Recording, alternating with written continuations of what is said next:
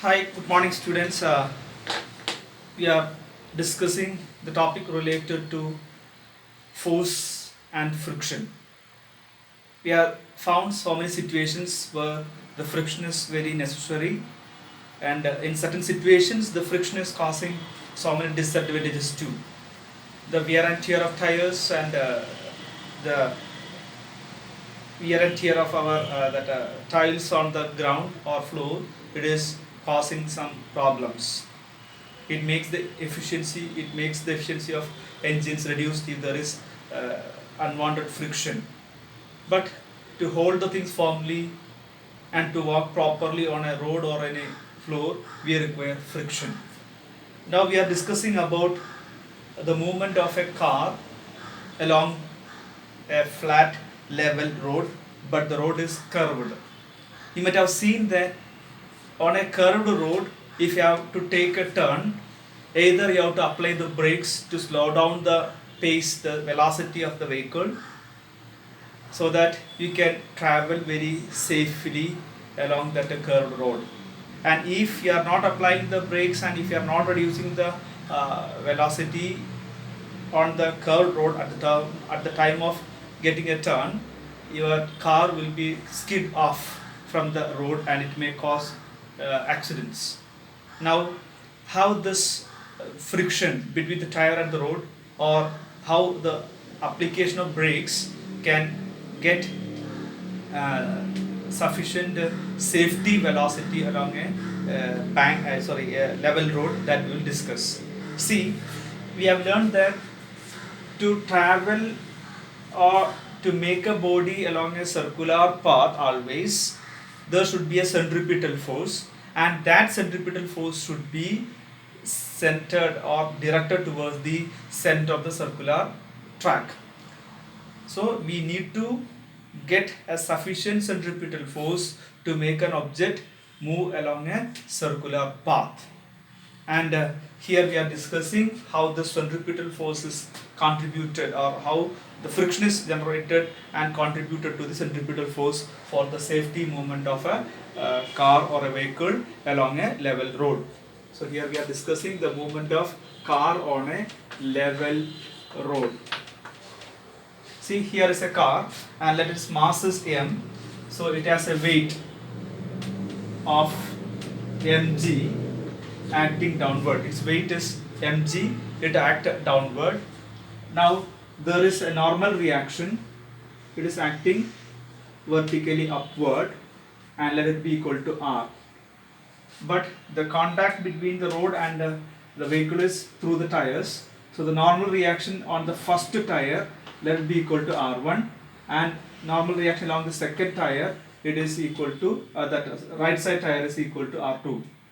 So left side tire, the normal reaction is R1, right side is R2.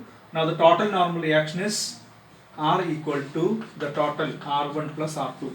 So we are writing total normal reaction equal to R1 plus R2.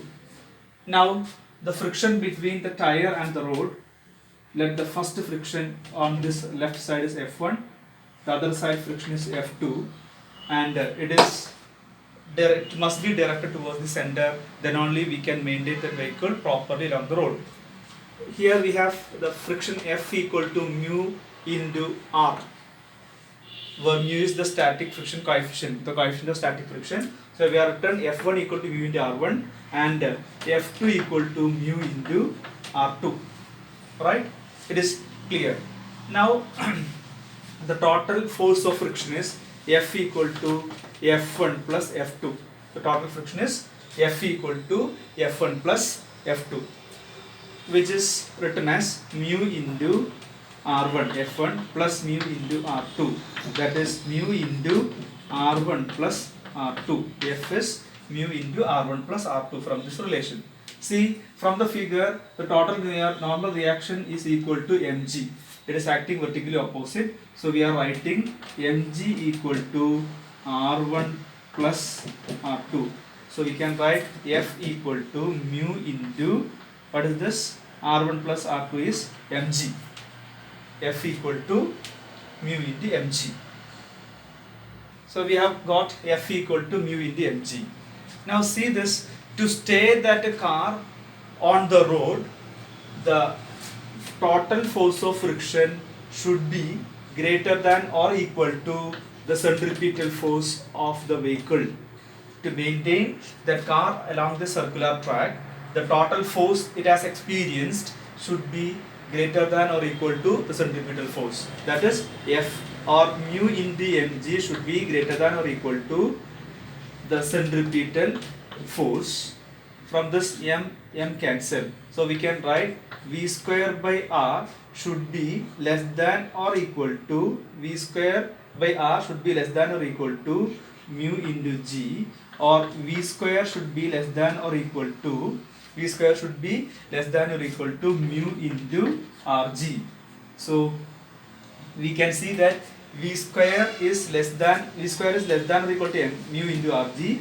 So the maximum value of v is, or v square is equal to r into g, mu into r into g, mu into r into g. V square is less than or equal to mu into rg. So maximum value is mu rg, or the maximum speed by which the car can maintain circular motion along the level road is root of mu into rg. So if this is the maximum speed, where mu is the coefficient of static friction between tire and the road, r is the radius, and g is what 9.8, that is acceleration due to gravity. So if the speed exceeds this v max root of mu rg, the friction will become insufficient, and that will contribute only insufficient centripetal force. So the car will be skid from that level road. I repeat, if the speed is exceeding this maximum value root of mu into rg, the friction is insufficient such that the centripetal force is very less, so the vehicle will be thrown out of that circular track. So by that explanation, it is very clear that to make the vehicle move along the circular level road, we have to go for a large radius. We have to get a wide turn to get a maximum speed, and we require large friction between the tire and road. So it is causing, if there is large friction, it will be making the tire damage, and to go for a wide curvature for that road is also it is not practical. So we are making another arrangement to make the safe movement of vehicle on a curved road with a maximum speed contributed by less friction. It is done by another method. It is called the banking of road. It is done by banking of road. See, in many roads, you might have seen that if there is a turn, a bend on the road, it is very clearly seen that the outer edge of that curved road is raised a bit more than the inner edge. That is, if this is the normal leveled road, this is the normal flat level road, you can see that this is the inner edge of the road, this is the outer edge of the road. The outer edge of the road is a bit raised more than the inner edge. So rising the outer edge of the road a bit more than the inner edge, it is called banking of road. And now this is the banked road, the raised banked road. Now the angle between the normal flat level road and the banked road, it is called the angle of banking, theta. So this is the method which maintain the safe movement of a vehicle with a greater speed along a curved road. It is called the banking of road. Now see this, what is the advantage of making a banked road, that we will discuss. See, let the weight of the car is acting downward as it is mg. This is the weight of the road, mg. And now we can see that the force of friction between the tire and the road, it is acting along this direction. This is the force of friction, static friction. Here the normal reaction, it is R. Okay, so we have the three components, three forces, the weight mg, the friction, static friction, and this is the normal reaction. See, when we are resolving these vectors into their corresponding components, See, this is the angle of banking between the flat level road and the banked road. If this is theta, this angle is theta, you can see that this also alternate angle theta.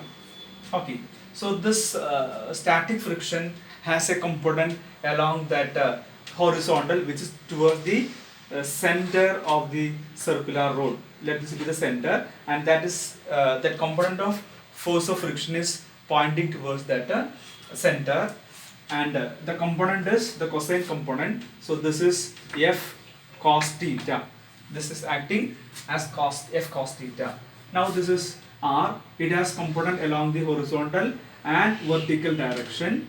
From this it is clear that if this is theta, this is 90 minus theta, this is theta. So if this is theta, this component acting towards the center horizontally, it is the cosine component R sin theta.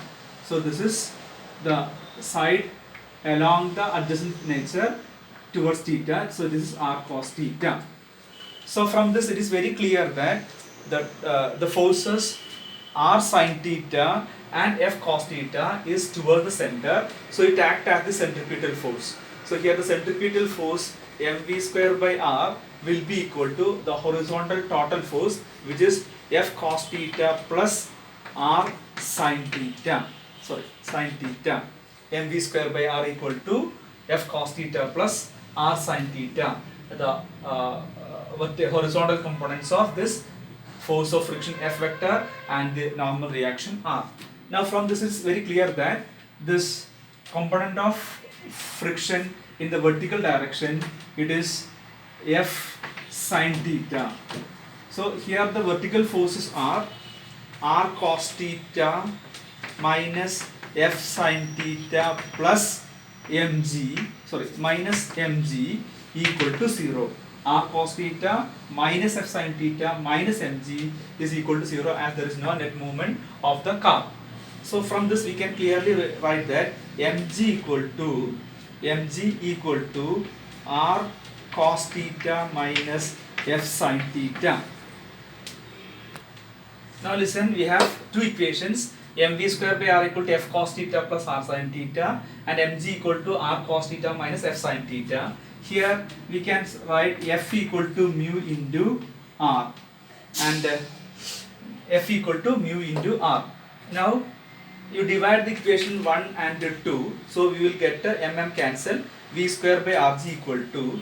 Now we are dividing each terms on the right side of this with R cos theta. We are dividing with R cos theta, so we will get tan theta plus mu by 1 minus mu tan theta on solving this, dividing with R cos theta on the right side, where F is also written as mu into R.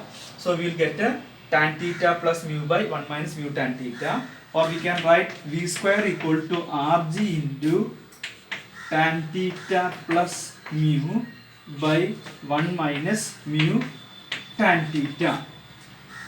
We will get a relation like that.